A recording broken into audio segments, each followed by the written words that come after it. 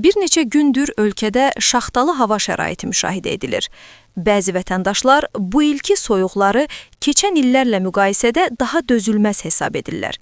Temperatur göstəriciləri normaya yaxın olsa da, hiss olunan soyuğun daha kəskin olduğu bildirilir. Bu, insanların iqlim şəraitinə uyğunlaşmaması ilə bağlıdır, yoxsa həqiqətən əvvəlki illərlə müqayisədə ciddi fərq mövcuddur.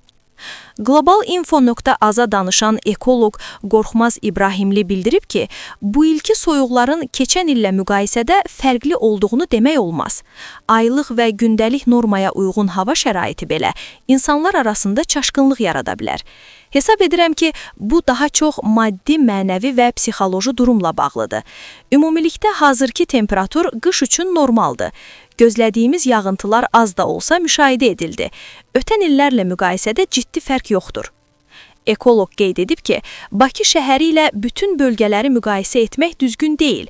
Mərkəzi Aran bölgəsi və Naxçıvanda havanın quru olması səbəbindən soyuq daha çox hiss oluna bilər. Quru iqlimli bölgələrdə soyuq daha intensivdir, amma insanlar şaxtadan şikayətçi deyillər. Bakıda və dəniz sahilində isə rütubətin təsirindən insanların soyuğu daha kəskin hiss etməsi mümkündür. Ümumiyyətlə, daxil olan hava kütlələrinin təsirindən temperaturda kiçik fərqlər ola bilər. Lakin bu ilki hava şəraiti əvvəlki illərlə müqayisədə əsasən eynidir.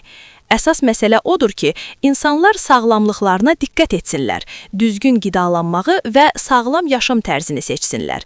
Həmçinin ətraf mühiti qorumağa diqqət göstərsinlər.